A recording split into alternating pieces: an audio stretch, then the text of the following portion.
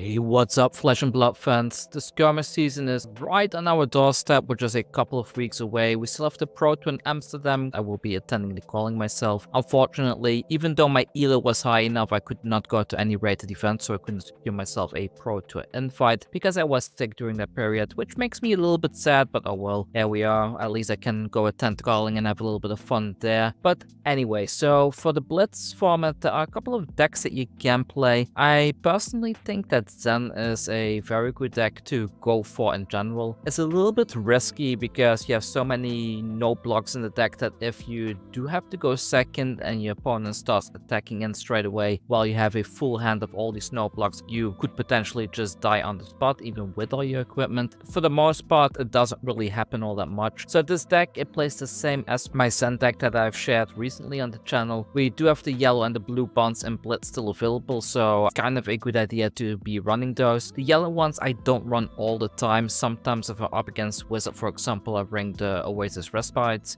If I'm up against Warrior, Guardian, or Brute, I bring the Flic Flaks instead of the yellow bonds. But for the most part, this is very generic Zen stuff. What makes this so good in Blitz specifically is because we have 9 ways to transcend in the deck. In CC, that's a bit of a liability because you don't draw into your transcend cards all that easily. But in Blitz, you draw into them all the time. If we have a look here, for example, if we draw 4 cards, so this hand doesn't have a transcend card, but then the next one does. So if you kept that Harmony in your arsenal, if we draw again, there's nothing. Then here again, we have a transcend card. So once every 2 turns, I'm not sure what the exact stats are, but we can probably calculate that quickly. So we have 9 copies in the deck that can transcend. Either amount is 1. And let's assume that we do draw into a blue and the hand size is 4. So we have a odds of 66% to be drawing into at least 1 transcend card, so 1 every 2 turns is kind of to be expected. So you will be setting up